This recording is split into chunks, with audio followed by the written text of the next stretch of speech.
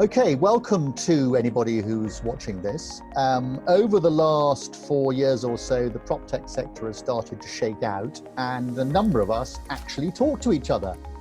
For those of you who don't know me, I'm Ed Mead. I'm the co-founder and a director at Viewber, the outsourced viewing and inspection service, and today I'm talking to... My name's Ishmael Herrera-Lee. I am the CEO and founder of Prospect Engine, and we are a lead management and prospecting service for estate agents. Okay, I suppose the clue in that is in the name, Prospect Engine. And I know both of our businesses have been around 3.5, 4 years. They've matured. You were giving me a figure, I think you said 5.3 billion. Is that right? Of property? Yes. Since inception in March 2017, we've had a direct hand in listing over 5.3 billion pounds of the property to the market for our network partners. Okay, well, that's pretty impressive. And at Viewber, we've just done 110,000th valuation, and this is where are we now? Middle of July 2020. So so both businesses have been around a little bit. So just try and tell people who are listening to this or watching this, Ish, what Prospect Engine does in a paragraph or so. Yeah, so we're a white labeled outsourced prospecting firm. We work predominantly through agent CRMs, targeting historic data, so previous appraisals, landlords, listings, withdrawn stock, applicants with properties to sell on the market, not in the market, selling privately. And we also lead manage, so we will handle any type of lead source, giving immediacy of response within 5 minutes by personal telephone call, along with other mediums of communication. So you have a text messaging nurture sequence and an email nurture sequence.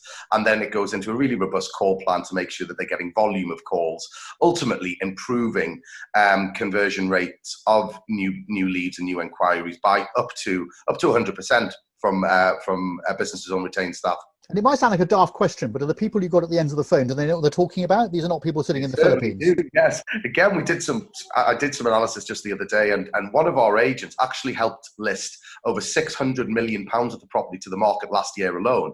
I'm sure if you put them in a league table of the top performing agents in the country, they'd probably be up there in the top sort of 1-2%. In fact, all of my agents are ex-agents coming from a property or property finance background. Okay, well, I mean, 65% of our viewers are ex-property, so it's a similar thing. Obviously, it's really helpful to have that as a background. How have you found the sort of the market post-lockdown, Ed? Well, interestingly, I think a lot of people have tried to do a lot with who they've got. So they've thought, right, let's be really, really busy. And the last thing they thought about actually to start with, a couple of months ago, whenever May the 13th, I think we came out of lockdown. Start, they didn't really think about using any outsourced servicing, whereas suddenly we're beginning to see our volumes go through the roof because people are just thinking, hang on a minute, we're so overwhelmed. I mean, it's interesting that both our processes are sort of at either end. Well, not either end. I mean, we were discussing before we started recording this how, of course, most estate agents tend to employ people who are having to do lots of different jobs. One of them is prospecting for leads. Another is doing viewings. Another is trying to sell financial services. You know, a lot is expected of an estate agent these days. And the trouble is they haven't got time to do it all. So from your perspective, you're obviously at the beginning of the process and we're at the just before agreeing a sales stage. Is that how you see it? Do you see that people are being asked to do too much? What would you say to that? Absolutely. It's the hot topic at the moment is outsourcing. You know, if I was setting up a business in today's market against, let's say, 10 years ago, initially I would be looking at what tech I can employ within the business and then what elements I could outsource. And then I'd be looking at the staff to complement those tech platforms and outsourced services. 10 years ago would be in the complete reverse. I would be looking at what staff members I need and then what tech and what outsourcing would complement those. So we've been inundated with requests for our assistance. We don't just do the lead management and the prospecting. So we are in essence a full-end client services team, so we can do call overflow management or actually front of house call management. Because we're working directly through the agent CRMs, it's unlike other answering services because we actually action the vast majority of the inquiries or requests that come through the phone line. And we also partner with wonderful firms like yourself and like ASAP for sale progression. So it's almost like a quick plug-in to relieve the strains and the stresses of a extremely busy office, and making sure that customer experience and customer journeys, bang on point. Yeah, I mean, both of us are members of this thing called the Innovation Collaboration Group, which has lots of people who provide these services. And I'm fascinated by the idea that there are so many jobs that estate agents are being asked to do. The problem, of course, is that traditional estate agencies always had that fixed cost as part of its setup. So they employ people, and then when they get busy, they think, oh, I need another person. When actually, perhaps exactly what you just said, Ish, maybe people should be putting the tech at the center of what they do, and then thinking, who do we need to service that? Because we all know that having lots of leads is great, and they obviously need to be triaged, qualified, worked out who's good, who's bad, who to keep in touch with, whatever. But actually, you still need that human to go and sit on the sofa and try and win the instruction. So absolutely. That's probably that bit. I'm just wondering which other bit, I suppose, once they've been to see something, you need to ring and try and get the offer out of them. Is that client service is part of what you do as well? Yeah. I mean, it's although prospecting sort of sounds like quite an easy gig, there's a lot more to it. It's all about systemizing and procedurizing what you're doing, building really robust engagement plans, and it's about continuity of contact. Not just 1 hour a day. It is, let's say you get a lead in at 10 in the morning. That call should be made within the first 5 to 10 minutes, because your conversion rate will increase by about 30% by calling it within those first 5-10 minutes, rather than leaving it, let's say, an hour. And I know good estate agents will get in touch with these leads within the hour, but they may only make 1 or 2 calls. Our average is between 4 and 5 calls to get in touch with any new lead, no matter what the lead source. I mean, I know that's pretty general. So a lot of agents are sort of cutting it short by about 2 or 3 calls.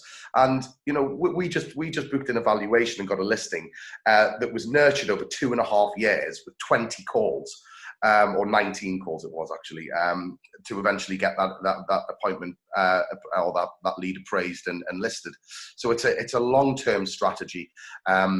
And we do things like miss next call follow-ups, so we can run a report on a daily basis to see any calls that were due to be made by valuers that weren't made. We can then make those on their behalf and rebuild any bridges that may have been burnt by not making the call on the day that was promised. So it's really bespoke, actually. We can do MA follow-up calls within 24 hours of any appraisals being carried out, to find out how the appraisal was carried out by the valuer, and it gives us an opportunity to objection handle and try. One of the issues that we get asked more than anything else is about brand, how we represent brand. So when we go out and show properties, we don't have any issues with brand, because we're reliable local door openers for people. Yeah. How do you get around the issue of brand? Is it a question you get asked, and how do you deal with it? Yeah, I mean, look, we do a deep dive into the business before we actually start our prospecting or lead management service. I don't want to sound too blasé about this, but the process is very similar no matter which agency you're working with. The services, the fee structure, the position in the market is slightly different, but the essence of the call is very, very similar. That could be for an online agent, a hybrid agent, franchise, corporate model, local high street. The pitch is very, very similar. And I think, and you again, your negs will probably be trained up to a certain level with regards to sales training and making sure that they work well with the clients. It's all about building rapport. I do a lot of mystery shopping with agents, and the feeling I get is a lot of the conversations are pretty sterile. They can be a bit robotic, where, what we really push is that rapport building, that long-term relationship building. And, if I hear laughter on the phone, I know the guys are doing a good job, because they're communicating with people on the right level. People buy from people in today's market. The pushy salesman of yesteryear just doesn't ring true. I know, but it is a difficult thing to get over to agents, isn't it? Because I am consistently surprised. One of the first things we did was do a deep dive into the consciousness of buyers. And when we launched within our first year, we did a huge survey. Well, I say a huge survey. At the time, it seemed big to us, 250 buyers, and I'd love it to have been 2,500. And we asked them what they wanted from their estate agent and these are buyers. So these are not people who are thinking of selling, who obviously have a completely different set of expectations. And an amazing 87% of them just said they just wanted to get in when they wanted to get in to see a property. And what was equally embarrassing was that a very similar number said that they actually would rather not be shown by an estate agent. Now, really? I mean, well, simply because I think salespeople these days have become, some are very good at what they do, as you say, and they build rapport, because we all know that having a good relationship with a buyer means if they've got something to sell, they're likely to give you it to sell. But these days, you can do a lot of that rapport building on the phone, exactly as you were just describing. What we find is people are much more impressed with ringing up and saying, I want to go and see it on Sunday. And the agent saying, yeah, that's fine. When do you want to go? Because normally, in my day, certainly, and I've been, you I think have been in property for 16 years. I've been in it for over 40 years. And I can tell you, back in the 70s, well, back in the late 70s, if someone, or the early 80s, if someone rang you up and said, can I see a property on a Sunday? You said no, but you can see it on Tuesday afternoon at 3. And they would do that. These days, people have a completely different set of expectations. And I think that agents can make themselves much more consumer-facing, service-centric. They can be really much better. And frankly, the idea that they can get their prospecting done, produce the leads, the agent can go in, win those leads when they finally say, yes, I want a market appraisal. Yes, I'm moving. And frankly, these days, given that it takes 15 years for people to move, sometimes that's a lot. That's where your 19 calls come from. And equally, from our point of view, we worked out recently, it's on our blog, that the cost of a viewing that an estate agent does these days is actually over £30. That's what it costs. Wow. That's their fixed costs. And that's all year round, whether they want to do it or whether they're doing it or not. So just, what are your costs, Ed? Well, they vary between, we'll do a one-off viewing for £19.99, but we can do timed viewing slots in a 1 hour open house, 40 quid. So that's 10 quid per slot. Really reasonable, really reasonable. Well, I mean, the trouble is I always think people need to look at value, not cost. If people worry about the cost, the worst thing we get is when someone, I know it's not irritating, but it's frustrating when someone turns around to me and says, oh, we can get a school leaver for £10 an hour. Why do we want to pay you 20 quid to go and do a viewing? But that's not the point. You've got to manage someone. We used to have at Douglas and Gordon, the reason I started Viewber was that we had 18 viewing staff for our weekends. They only worked Saturday. There was only one of them. Their diary was full by Tuesday, and there was a regular turnover of them. So I said, when I was walking around a field near here with my wife, she said, come on, there must be a problem in your business that needs solving. And I said, well, we have real problems with getting viewings done at weekends. I know we're losing a lot of business. I wish I had a service I could dip into and out of when I needed it. And that's exactly what it is. If people looked at it that simply, I think life would be a lot easier. I think a lot of businesses do look initially for a solely on an ROI perspective. I think you have to look at the customer experience, the customer journey, and the value added by services like yours and mine. It's not just a solely a financial cost or issue. It's about the whole customer journey and what the modern day consumer wants, which is such a good point. Yesterday. I had a conversation with an agent who will remain nameless, who said to me, we will not do Saturday appointments because anyone who wants to have a valuation carried out on a Saturday is not a motivated seller. Because if they were motivated, they would take a day off through the week to fit in with our team.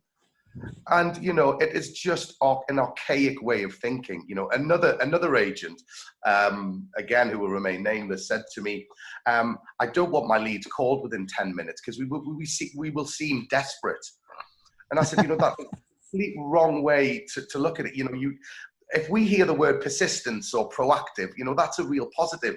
It's what the modern day consumer wants, to be seen as being desperate because you have a brand that may be perceived as the Rolex of the brand in that area. In reality, the modern day consumer doesn't really care too much about how long you've been running for. It's all about whether they like you, whether the service that you give is on point, and whether you do what you say you're going to do. And it's as simple as that. Yeah. And I think for a lot of people in the market, who are more my vintage, they're quite happy with the old state of play. My kids are going to be 27 shortly, and by the way, I gather you're about to have twins, so good luck with that one, mate. I can see you having twins myself. I think that when my kids are lucky enough to start thinking about renting themselves or buying or whatever it is, they are not going to want to go and talk to someone. They're going to want it to be done on when they want to do it. They're going to want to do it online. They're going to want to use different communication methods. And this whole COVID thing has given people such a good opportunity to try and change that. Look, I'm well aware people will have a relatively short attention span-ish, and I think you've given a great overview. I mean, I've learned something. I hope people have learned a little bit more about Viewber if they're logging in to sort of find out about either of these services. And they're just two of the services that are available on the ICG website, icgapproved.co.uk, but also viewber.co.uk. Where do they go to for Prospect Engine? Prospectengine.co.uk. You can find us on Facebook, LinkedIn, Twitter. Cool. Okay. Well, look, and if anybody's got any questions, please do get in touch with either of us. We're still, I would imagine you are heavily involved day to day, as am I. You're a lot younger than I am, so you can probably devote more energy to it. I find it absolutely exhausting, but I'm enjoying it. I'm sure my hair will go grey after the twins are born, my friend. Okay, good stuff. Well, listen, Ish, thanks for your time. I hope you learned something from me, and people get in touch, see what you want to know. Wonderful. Thanks for your time, Ed. Thanks a lot, Ish.